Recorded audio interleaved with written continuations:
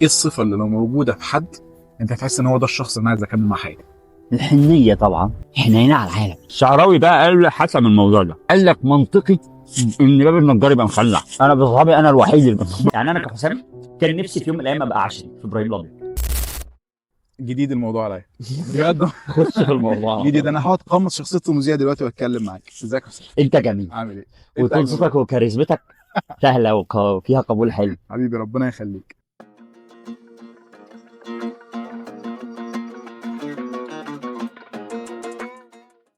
انت عارف ان انا بحبك صح؟ وقلت لك النهارده وانا الكلام ده. حبيتك. اقول لكم على حاجه مهمه. من 8 سنين كنت بتفرج على حسين وكنت بتفرج على فيديوهاته، وكان في فيديو اتكلمت معاه عنه، تمام؟ فيديو النوتيلا. لو حضرتك دي بهدلنا الدنيا بس. دمرنا الشركات في بالظبط. وكنت مبسوط جدا من الفيديو ده وفي وقتها جيت قلت انا نفسي اعمل زيه، والله نفسي.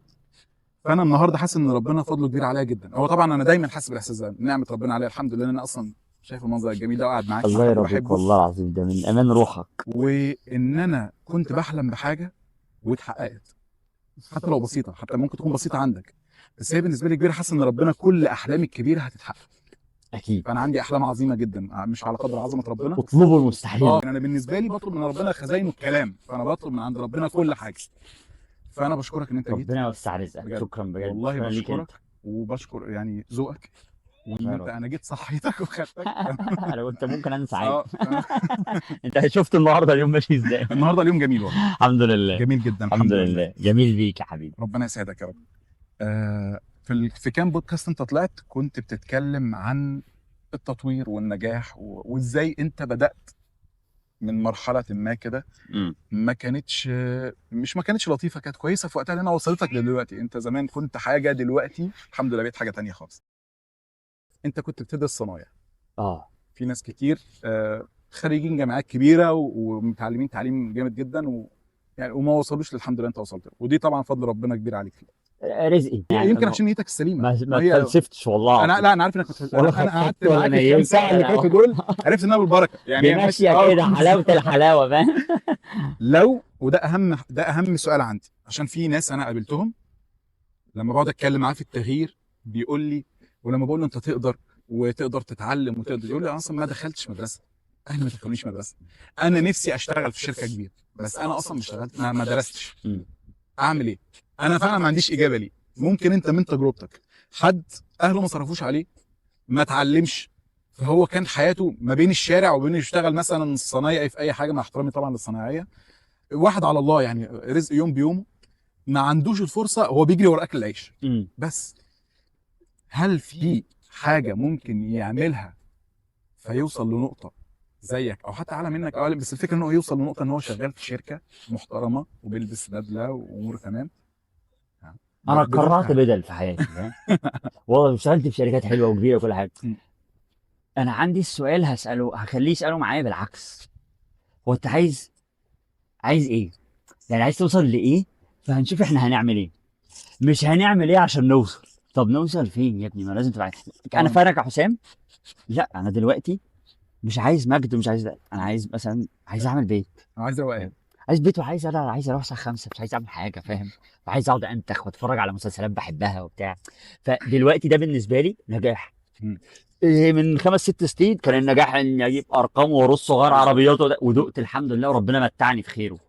ولما اختبرني وسحب من تحت رجلي البساط كله، الحمد لله اكتشفت ان انا زي ما انا الحمد لله رب العالمين، وده رزق ربنا ليا. الحمد لله اني اقدر اكوب واركب على اي مود. الحمد لله. فانا السؤال عندي اللي احب اسمعه اكتر، انا عايز اعرف هو انا عايز اوصل لايه. ففي ناس النجاح بالنسبه لها فلوس، ماشي صباح الفل، فنشوف الفلوس بتيجي ازاي طبقا لامكانياتك.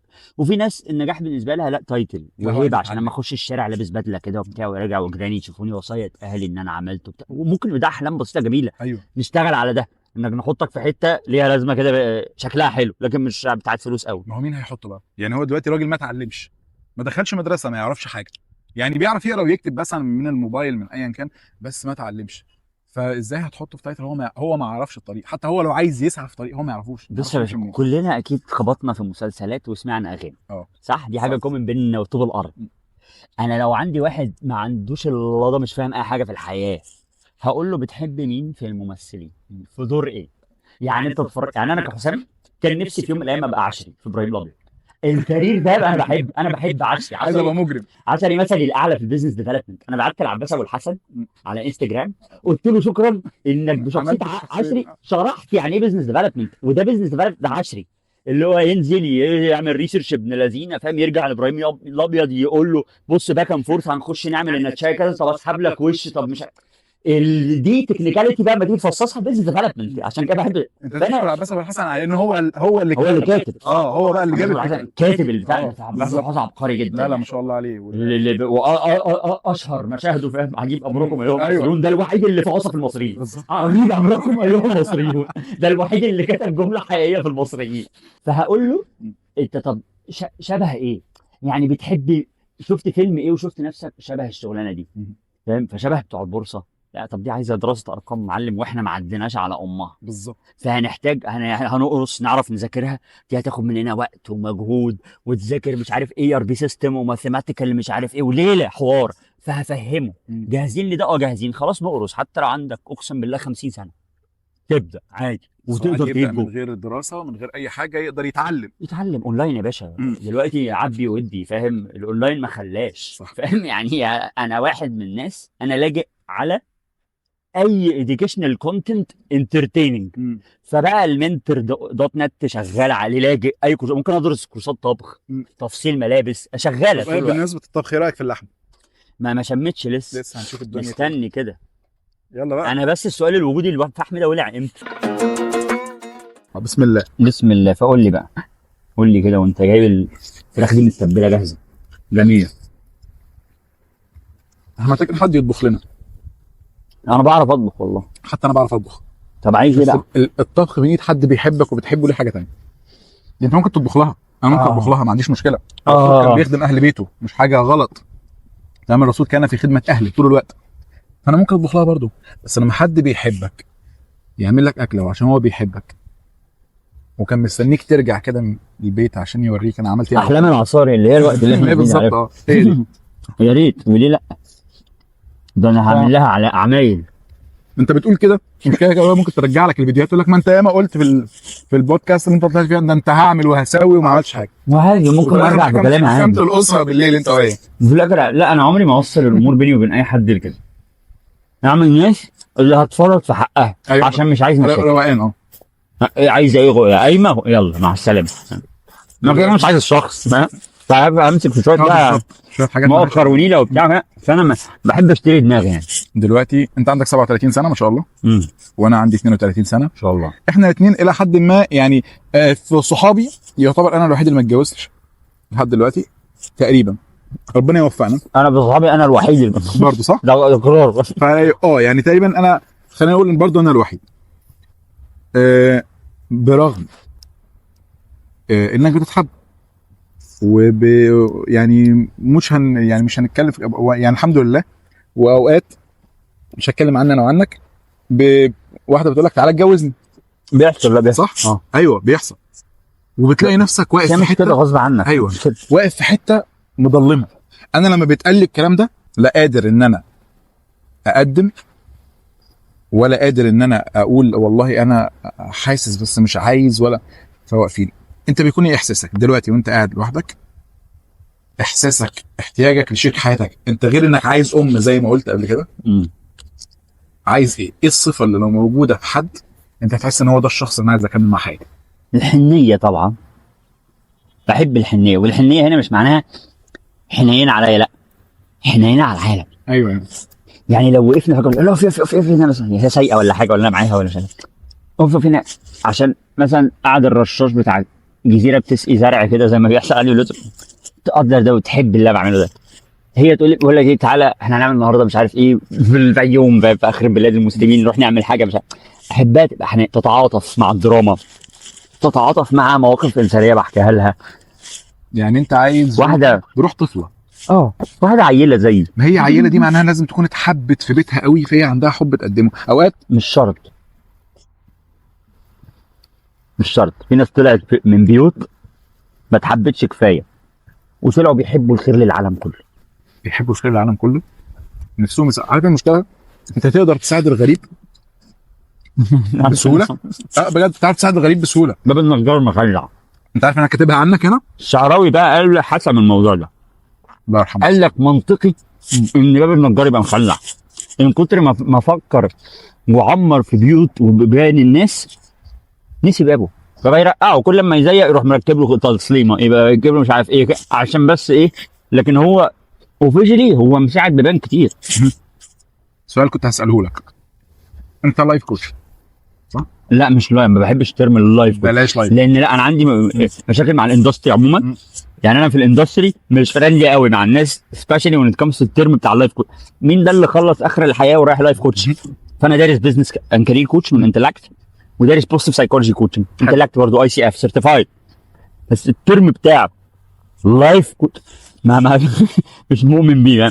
لا تخصصات، في ريليشن شيب كوتش بتاع علاقات، بوزيتيف سايكولوجي كوتش ده جريتنج بقى فاهم، وتروما وبتاع والحاجات دي اللي بيكمل بعد الثيرابيست. كارير كوتش تايه بقى مش عارف تشتغل ايه. بزنس كوتش بتابجريد من مانجيريال ليفل لسي او، فمش في تخصصات. حلو، انت تخصصك ايه؟ بوزيتيف سايكولوجي. انا هنطلع من المصيبه دي ازاي؟ بتعرف تكوتش الناس؟ بتعرف تكوتش نفسك؟ لا. هي دي بقى دي نقطه لازم بقى. حد لا يعني انت عارف يعني كل الحاجات الخطوات اللي المفروض تعملها بتقولها للناس عشان يطلعوا من المشكله دي. لازم حد ما بتعرفش تقولها لنفسك. لازم اسمعها من حد. فعندي بقى فرغلي برجع له، عندي حسام الغروري برجع له، عندي اسامي معينه كده كوتشز برضو رائعين لازم اروح اتكلم معاهم. ما اقدرش اطلع نفسي من حاجه للاسف.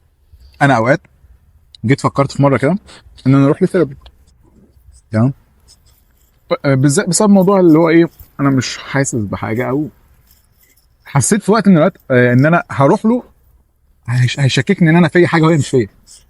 قلت كده، قلت انا ممكن اروح عنده ارجع مقتنع ان انا تعبان وانا كويس اصلا مفيش حاجه. الشغلانه دي لحد النهارده في مصر مساله الامانه المهنيه فيها واسعه، الذمه واسعه فيها. ممكن تروح لحد بمشكله عايز 4 سيشنز مثلا يوم 12 وبلان بقى وليله. يعني انا ما زلت لحد النهارده ككوتش انا سيرتيفايد وثيوريتيكال بقى من اي داهيه في الدنيا بذاكر. حلو. واكسبيرينس واحتكاك بناس بسمع كتير وبحتك وعلى كل الليفلز اللي ممكن تتخيلها، ولكن عندي حته منترنج كده بتخانقني كل شويه، ببقى عايز اقول له لا بص نعمل كده اخلص بقى، مش هنقعد بقى نسف فاهم، لا اعمل كده دي تمامها كده. هو يقول لك انا محتاج جلسه، ده انت مش محتاج حاجه. لا بقول لك يلا انشف يلا فاهم يعني ممكن ادي حد كده ولا بقول لك لا يقول له ايه ناشفه انت اعمل كده، يعني حد كده. هو بالظبط انت ممكن توجه بس طب افرض واحد عندك التوجيه مش جايب معاه، هترفضه؟ هتقول له خلاص انا مش عارف اعملها، انت مش عايز تساعدني. لا ما انا بقول لك هقلب منتر. لو التوجيه ان انا امشي معاه السيكونس الطبيعي بتاع الكوتشنج ان انا اقعد فاهم يعني اواجه نوع من الاسئله يستفز فاهم افكاره ويستفز امكانياته، شوف هنعمل ده ازاي. في ناس لا بص يا معلم بقى الغي بقى كوتشنج ده كده على جنب، انت محتاج 1 2 3 ده تمامك، وده اللي انا فاهمه بخبرتي عنك. انت محتاج تسترجل. لا وفي ناس لا محتاج معلم تموف اون ازاي معلم. انت مش عندك اوفر جاي لك في دبي، سافر غير انفايرمنت. مش هينفع تقعد مع العيال دي تاني، مش هينفع العيال دي تبقى حواليك هتضرب تاني، هترجع تضرب تاني. مش هينفع يبقى العيال دي حواليك هيفكروك بيها تاني. مش هينفع تبقى بالكوميونتي دي عاجز عن سافر. في ناس هقول لها فاهم موضوع مخدرات، كويس انك دخلت. طبعا. انت كنت بتقول لي من شويه انت كاره الكامبين بتاع انت اقوى من المخدرات. عشان مش حد اقوى من المخدرات، مش حد اقوى من المخدرات. بس في حد يقدر يدخل ويكون عنده القوه انه يرجع من غير ما يحتاج مساعده مختص، ولا مفيش؟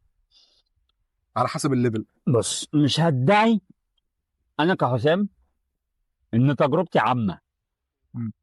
انا بحس برضو ان في ملامح خاصه شويه كده في تجربتي يعني، وما ينفعش تتعامل مع الناس كلها. بس انا الحمد لله بفضل الله خلعت لوحدي الحمد لله، ما احتجتش بروفيشنال هيلب، مع اني كنت غارز بغض النظر عن نوعيات الحاجات دي، بس كنت غارز لايك هل فاهم.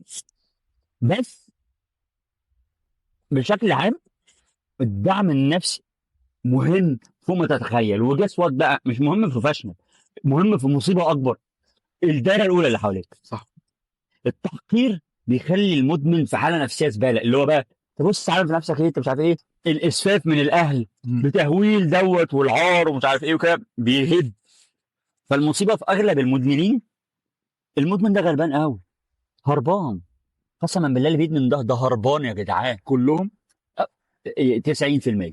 ماشي. اكاد اجزم، ودي نسبه من عندنا، فاهم يا عم؟ مش هنرجع للساينتفك ريزن فيها ايه. عايز يعوض، فاهم، فقدان يعني شعور ما بدوبامين مبالغ فيه.